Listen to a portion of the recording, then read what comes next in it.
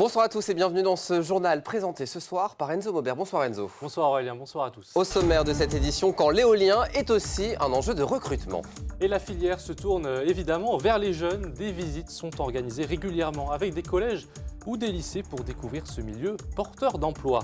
À l'école des Beaux-Arts du Mans, on tente de décrocher sa place pour la rentrée. 800 candidats ont concouru pendant 2 jours. Pour d'autres, c'est déjà la fin de l'année. À la bibliothèque universitaire, les vieux livres sont donnés gratuitement aux étudiants. Et puis Enzo, ce soir, notre invité, c'est un cartographe. Et oui, avec un collectif de chercheurs, Sébastien Angonnet lance l'Atlas social du Mans, une manière d'analyser et de vulgariser les changements urbains et sociaux à l'échelle locale. Mais pour commencer, découverte d'un domaine qui recrute en Sarthe. Et oui Aurélien, les éoliennes sont souvent décriées, mais elles sont aussi porteuses d'emplois dans notre région. Et pour les faire connaître aux jeunes, la Fédération France Énergie Éolienne organise des visites de collèges et lycées dans tous les parcs de France. Entre Thoigné et Courgin, dans le nord du département, des élèves du lycée Sud ont justement pu découvrir ce mode de production d'électricité. Laure Girard. Les regards sont souvent en l'air et pour cause, ce groupe d'élèves du lycée Sud du Mans s'est déplacé entre Thoigné et Courgin pour découvrir ce qu'est une éolienne. Pendant 2 heures, toutes les questions sont évoquées sans tabou. Vous savez à combien de mètres on doit être des habitations? C'est 500 mètres. Ouais, 500 mètres. 500 mètres, c'est le minimum. Parmi ce groupe, une quinzaine d'éco-délégués sensibles aux questions environnementales. On comprend comment ça marche et on va pouvoir expliquer aussi aux autres après. C'est ça qui est intéressant. Je pense qu'on est beaucoup plus dans ce qui est écologie, tout ça, parce qu'on s'intéresse plus à comment un peu sauver la planète, on peut dire. Les 3 machines du parc Nord-Sarthe 2 alimentent annuellement 6500 foyers. Leur mât culmine à 110 mètres de haut, 170 mètres avec les pales, et cette mécanique doit être entretenue et régulièrement surveillée. C'est là qu'intervient l'ingénieur exploitation qui parle aujourd'hui de son métier. Mon travail au quotidien, c'est vérifier le bon fonctionnement des éoliennes, piloter les choses à prévoir sur chaque parc éolien.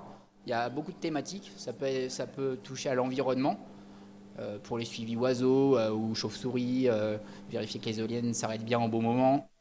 Des métiers qui se développent en même temps que le parc éolien français et ligérien. La région Pays de la Loire est particulièrement avancée dans le domaine. On est la seconde région en termes d'emploi dans l'éolien, portée par le offshore notamment, mais pas que. Et on est à peut-être 2600 emplois dans la filière éolienne. Ce qui n'est pas négligeable, ouais, on est la 2e région après l'Île-de-France.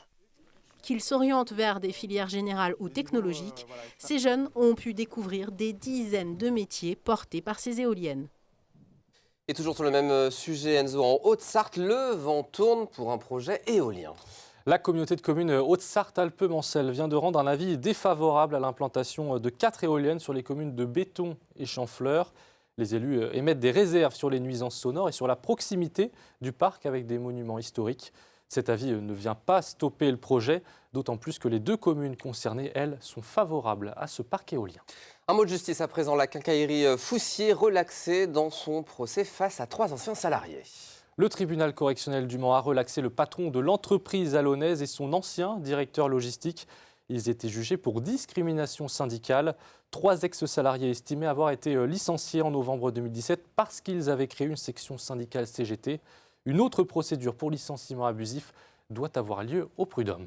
On va parler à présent d'un concours d'entrée qui est publicité chez nous au Mans. Et oui, l'école supérieure d'art et de design TALM organisait la dernière épreuve de son concours d'entrée ce mercredi et ce jeudi. 800 participants ont tout donné pour tenter de décrocher leur place en école d'art à la rentrée. Reportage avec les candidats avec Colin Ancel. Visage détendu en apparence. Environ 800 candidats présentent le concours de l'école supérieure d'art et de design TALM pour 179 places réparties sur les pôles d'Angers, de Tours et du Mans. Ce sont surtout des futurs bacheliers. J'ai toujours voulu intégrer une école d'art et puis je pense que c'est la filière qui me convient le plus. Le stress monte un peu mais ça va. Enfin, je me suis préparé pour être prêt donc ça devrait le faire. Au menu, un entretien de 20 minutes où les candidats présentent leurs réalisations et échangent avec le jury sur leur personnalité. Jury composé de plusieurs professeurs, mais aussi d'étudiants qui sont dans leur dernière année. Moi, être jury aux Beaux-Arts, du coup, ça me fait extrêmement plaisir parce que du coup, ça marque la fin de mes études. Moi, il y a 5 ans, c'est moi qui passais le concours et du coup, je sais ce que c'est potentiellement le stress et les années à venir dans cette école, quoi. Ça montre que j'ai acquis assez de savoir pour pouvoir juger et aider les autres aussi dans leur avenir, quoi. Un avenir professionnel qui peut s'écrire dans différents domaines. Quand vous sortez d'une école d'art, vous pouvez travailler dans un nombre d'endroits absolument fabuleux et nombreux. On fait des étudiants qui sont polyvalents, pluridisciplinaires, mais surtout en capacité en fait, de comprendre les enjeux de la création, que ce soit dans l'art ou dans le design. Et c'est ce qui fait la force de notre cursus. Cursus qui séduit les étudiants, Léo ambitionne de rejoindre le campus du Mans. À la fin de l'entretien, c'est le moment de décompresser. On se sent léger. Ouais, léger, puis le stress y retombe, donc voilà, ça va. Mais après, il fait chaud quand même. C'est un peu transpirant. Avant de rentrer chez soi, en attendant les résultats qui tomberont début juin. Aujourd'hui a eu lieu le premier bibliodon solidaire à l'université du Mans. Enzo.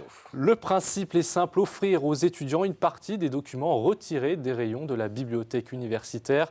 Des centaines de romans, documentaires, bandes dessinées, DVD ou encore magazines étaient proposés. Une aubaine pour les étudiants. Anthony Piton. Aujourd'hui, la bibliothèque vous propose des livres en don, c'est gratuit. Il y a des bandes dessinées, des romans, n'hésitez pas. La bibliothèque universitaire fait de la place sur ses étagères. Les vieux ouvrages finissent souvent en pâte à papier. Aujourd'hui, ils sont donnés aux étudiants. C'est des romans de Merlin, écrits un peu en vieux français avec des petits dessins dedans. Voilà. On est étudiant et c'est vrai que déjà économiquement parlant c'est quand même hyper avantageux. Pour nous c'est important d'avoir ces livres qui peuvent avoir une deuxième vie. L'opération Bibliodon est une première pour l'université du Mans. Elle est organisée en partenariat avec le collectif Solidaire, une association qui lutte contre la précarité étudiante. Les étudiants, une fois qu'ils ont subvenu à tous les besoins nécessaires pour leur vie courante et leurs études, ils ont notamment sur cette offre loisir peut-être moins de possibilités de s'offrir quelque chose. Et puis l'été arrive, les examens sont en cours mais vont se terminer et ils vont pouvoir avoir peut-être quelques lectures d'été devant eux. Un autre bibliodon aura lieu lors de la rentrée universitaire 2023-2024. Cette fois avec des ouvrages de type manuel, plus axés sur les filières d'études. Allez, place à notre invité. À présent, il est cartographe. Avec d'autres chercheurs, il décrypte les changements sociétaux de la ville du Mans. Un sacré défi qu'il veut rendre accessible et simple et qu'il va nous expliquer ce soir. Bonsoir Sébastien Gonnet. Bonsoir. Merci d'être avec nous. Vous êtes en train d'élaborer avec tout un collectif d'universitaires, des géographes, des sociologues, des historiens, l'Atlas social du Mans, une mine d'or sociologique qu'on retrouve en libre accès sur Internet. Concrètement, en quoi ça consiste ce grand atlas ? C'est la mise à disposition de connaissances universitaires auprès du grand public. Alors sur quel sujet justement Alors on va essayer d'aborder tous les sujets qui sont maîtrisés sur le Mans. Par exemple, on va travailler sur les déchets, les zones commerciales, les commerces, la muraille du Mans. On peut travailler aussi, particulièrement en géographie, mais également un peu, vous l'avez évoqué, en sociologie avec la désindustrialisation, on va y arriver. C'est moi qui n'ai pas réussi à le dire, au Mans, voilà, par exemple. Alors le but quand même, c'est de le rendre compréhensible par tous, ça c'est votre volonté première. C'est la volonté principale, c'est d'avoir cette diffusion auprès d'un public large et que chacun puisse s'approprier les éléments qui sont mis à la disposition sur le site. Pour ça, on va utiliser un vocabulaire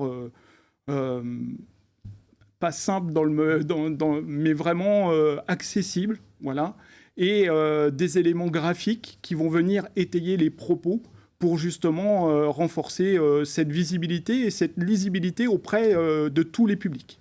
Est-ce que l'enjeu aussi, justement, c'est d'alerter les citoyens, voire des élus sur des problématiques du quotidien, les interroger sur ce qu'ils peuvent voir au quotidien ?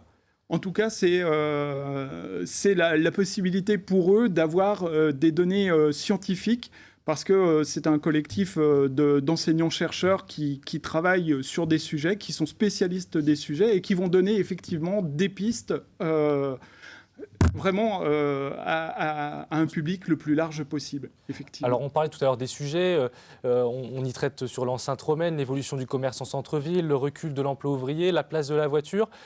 tous ces sujets, qui les traite, qui publie sur l'Atlas social du Mans? Alors là, on est sur un collectif d'enseignants-chercheurs qui sont de l'Université du Mans. Pour l'instant, principalement du laboratoire de géographie, mais on aimerait que cela s'élargisse aux autres chercheurs. On a déjà une chercheuse en histoire qui a travaillé en collaboration avec une maître de conférence en géographie sur la muraille du Mans et l'aspect touristique.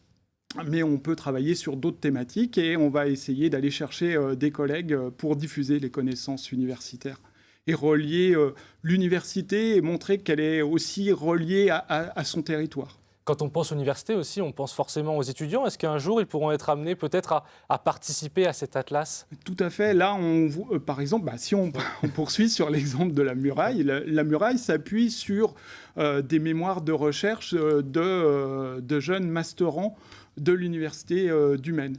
D'accord. Donc l'idée, elle est vraiment aussi de diffuser tous ces savoirs, toutes ces connaissances qui sont accumulées à travers des stages, à travers des mémoires de nos étudiants et de nos chercheurs. Alors pour l'instant, c'est un site internet. Est-ce qu'on pourrait imaginer pour l'avenir peut-être une publication papier, écrite ?